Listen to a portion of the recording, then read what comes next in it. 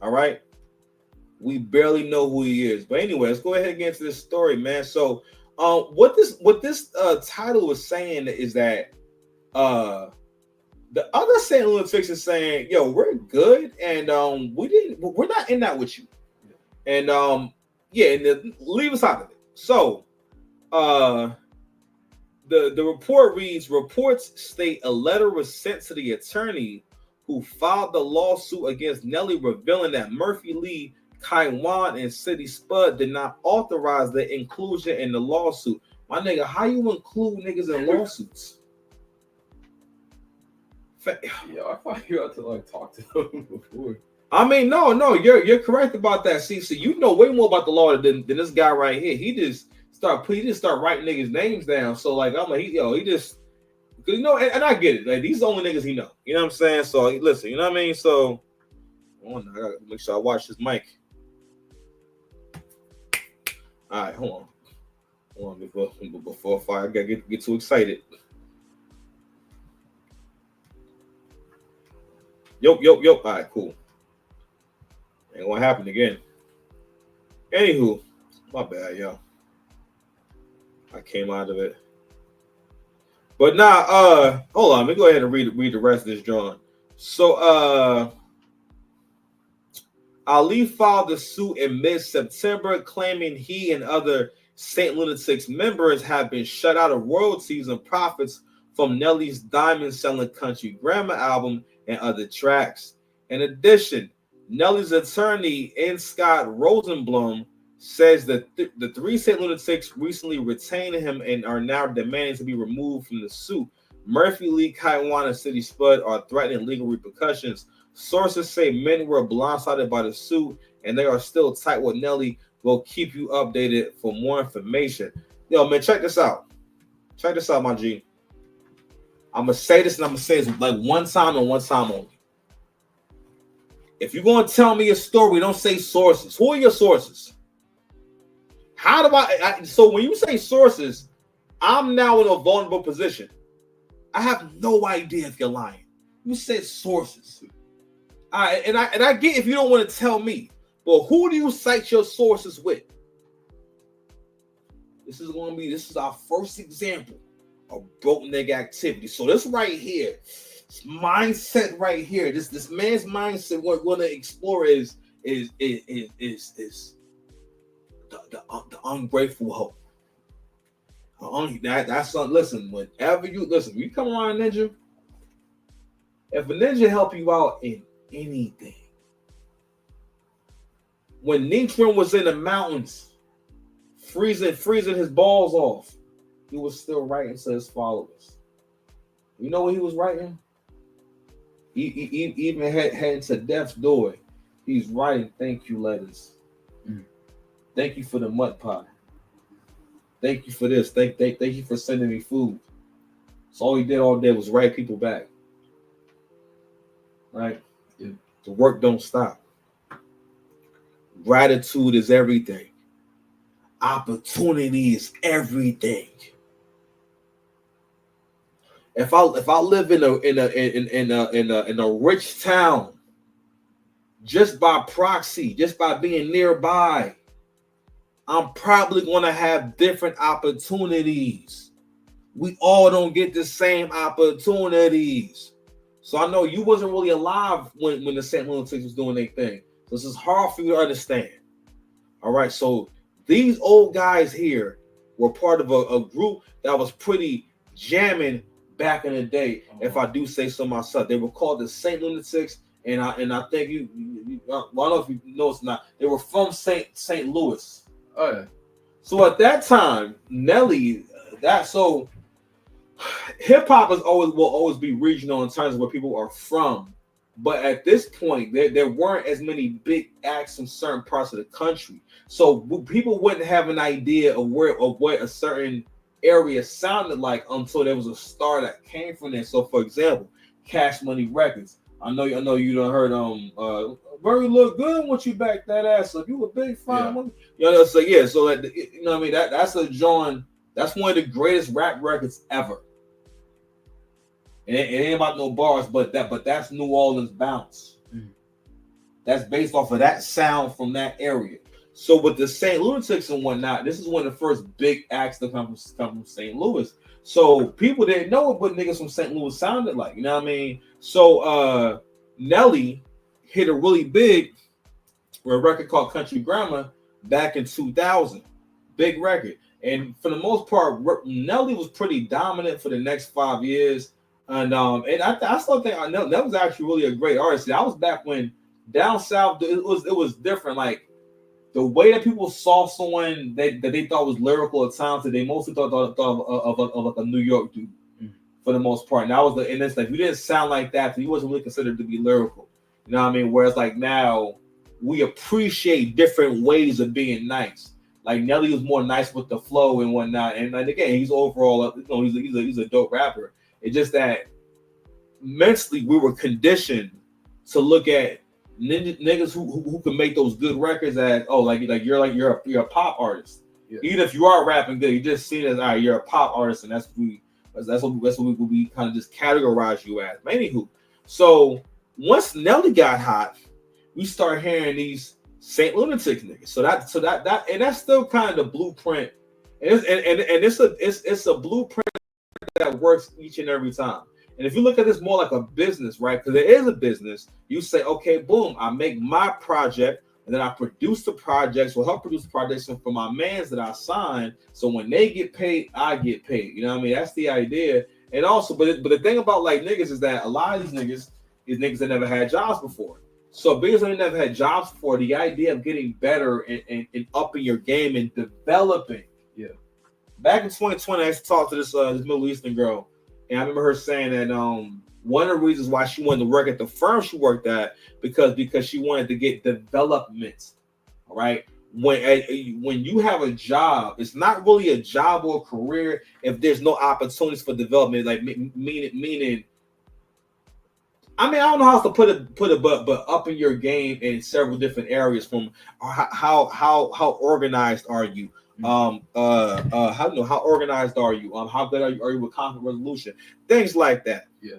So anywho, so the St. Lunatics started putting records out, and one of the most famous records was the Air Force One's records. I need 2 birds. Give me 3 birds. I'm stomping in my Air Force One. Stomping in my Air Force. It was something like that, I think. So, give you a little rap history, right? Mm. Let's go ahead and go through this story. It's nasty work, King. Okay, St. Lunatics sued Nelly for uncredited contributions to his debut album, Country Grammar. So they're saying that they didn't get paid for helping them write on his first album, Country Grammar.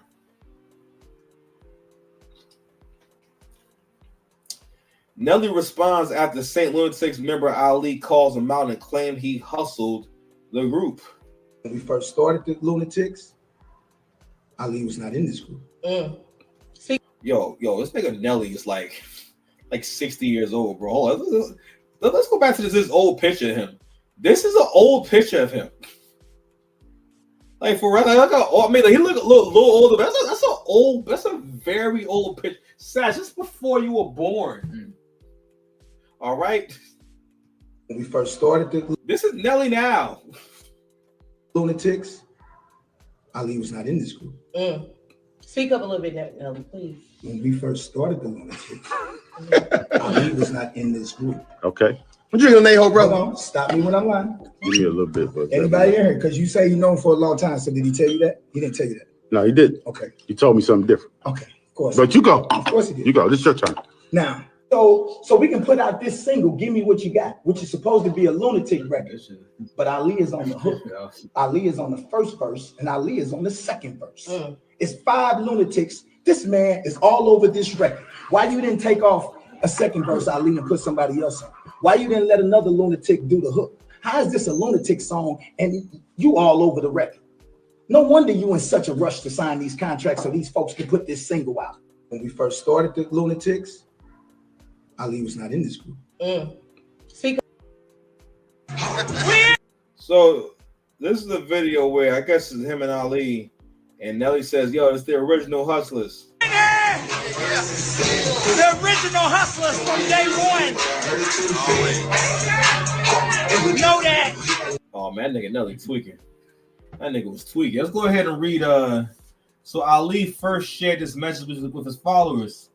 Ali Saint Lunatic. Them. Ali, you being childish. Why are you putting it on social media? Yo.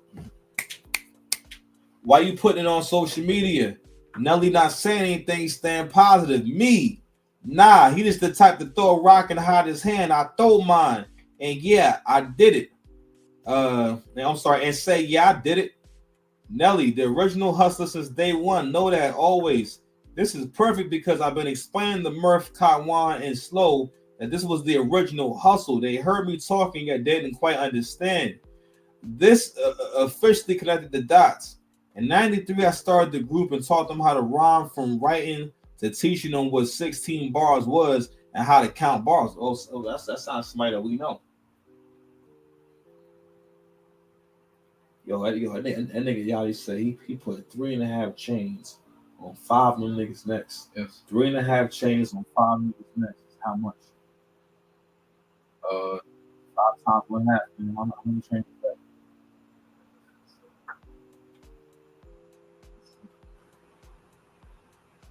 Yeah, it's 2.5. Man.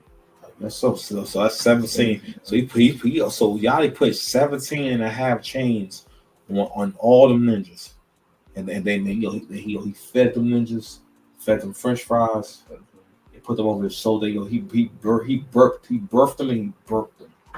Yeah, the roof over the head. Change their diapers. All right. He bought y'all underwear. Yeah. Ain't no man ever bought no underwear. He never will. Yeah. That's why he called them the Concrete Boys, each other manufacturer rap group.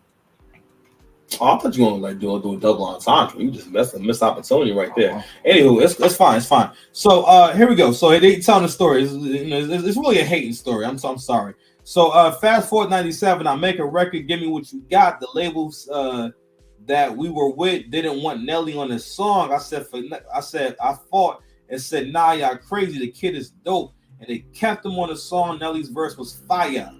After the success of Give Me What You Got, 2 hustlers, Big Mel and Crow, came and offered me a big bag of money to sign with them. And I said, sure. And plus my group would love it. And they said, nah, not the group. We only want you, Ali. Pardon. And I said, well, now, I appreciate it, but we come as a package. So he's saying that he gave him the like baby mother approach. Like no nigga, me and my friends are a package deal. You want me to rap? All of us gotta rap. You know what I mean? That's, and I ain't gonna lie, man, it is a little unreasonable. You know what I mean? Like, ain't but so much money, and anyway. So here we go. Fast forward 1999, Mace's manager at the time, Cutter, was introduced to us. He immediately started blanking. I think it said, separating the group. He wanted Nelly and City Spud. They left with Cutter, went to Harlem. The separation became the reality. They had left. He put exclamation points. They had left. We, the rest of the group, felt hustled. We were number 1 until the opportunity was presented to be number 2. They hustled us. Fast forward, Universal Records signs Nelly. Nelly has his manager, I'm hoping I'm not boyfriend. I'm assuming that means best friend. I don't know what real nigga abbreviates best friend. Anyway, he called me and he said, Nelly said he doesn't need you to help him write. So you need me to help get you there, but now you're here. I don't need you no more. I said, okay, I'll stay right here and I won't help him write. Some kind of way I ended up going and I ended up helping him write, but got no credit. I got hustled. Now go back and listen to that video, the original Hustlers. Bravo. I can't be mad. Fool me once, shame on you. Fool me twice, shame on me. You live and you learn. Hi, nigga.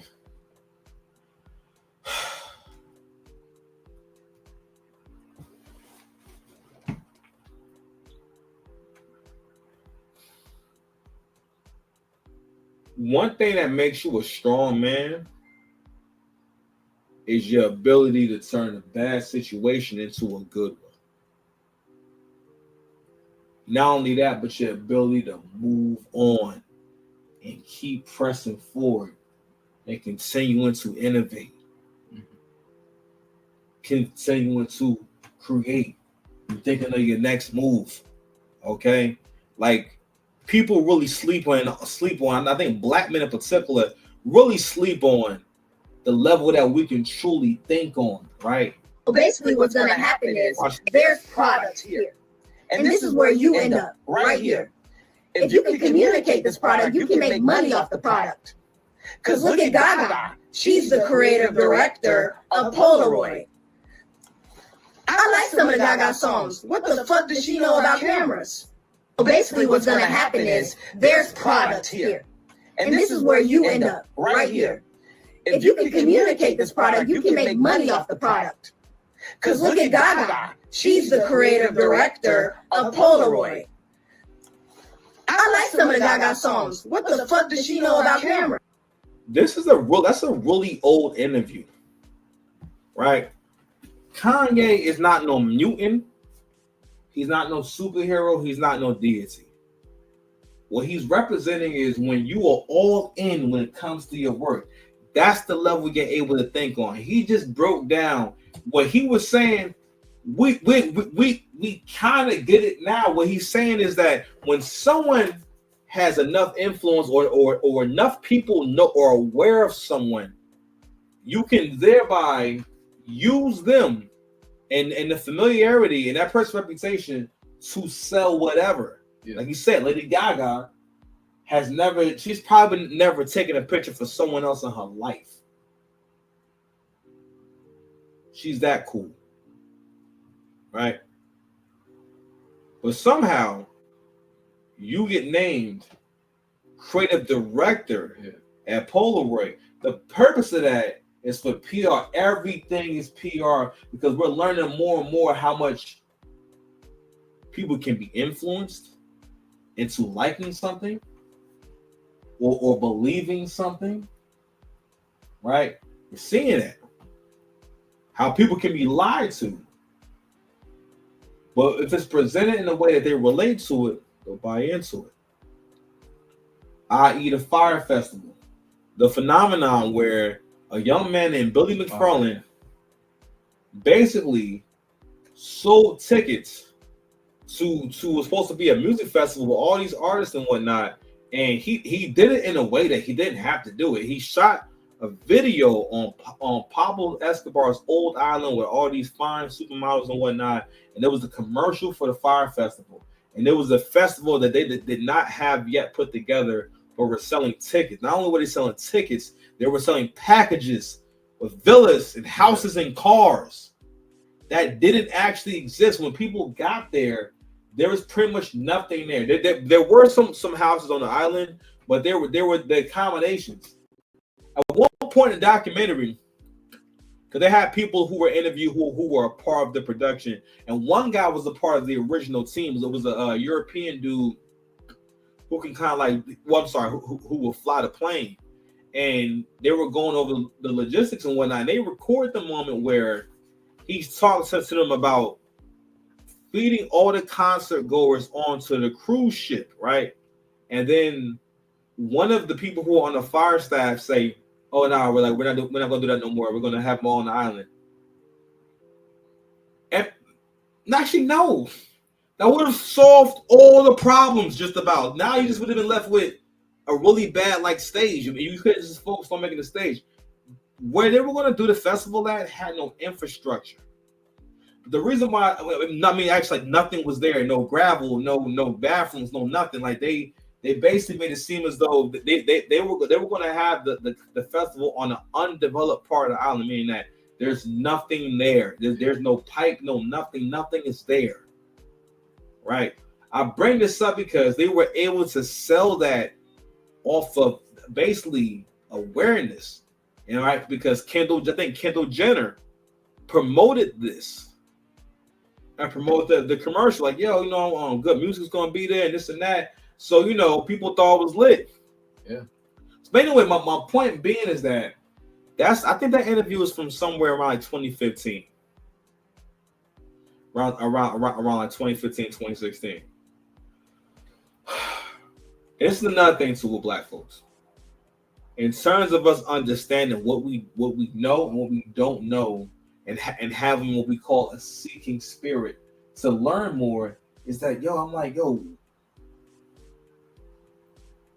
we have to make room for making corrections with just how we think, and opening our minds for innovation and things that are going to actually work. You know what I mean? Because the reason why this is ahead of its time is because, niggas didn't even understand what he was saying. Could barely catch what he's saying.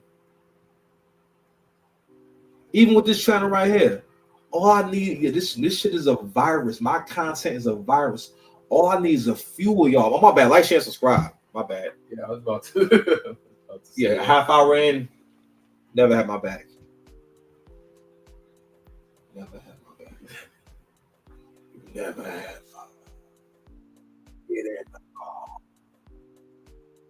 Oh, we got against that. This Jaguar right thing, man. Maybe I'll get into that tomorrow. Jaguar right can first up on the car. Then another person, you don't know who this. You don't know who this person is. You cannot really appreciate. I think you'll think it's funny if I show it to you, but you can't really appreciate.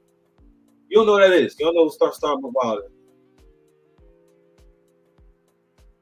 Well, maybe you understand. I mean, you have the conversation.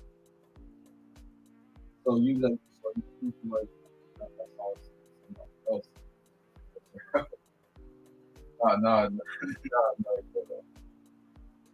No.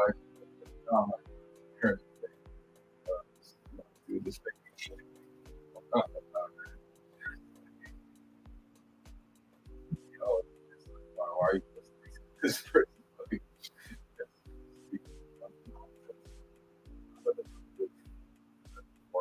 I mean, I think it's cute. All right, we gonna be. All right, I don't want to get sidetracked from the video and whatnot. So, all right, so some of my broke ninjas right here. So, what old boy is suffering from that, bro? You gotta move on. And honestly, bro, like your perspective on the situation is very messed up. Let me go ahead and read a few comments. And somebody made a really, really good point about this whole thing.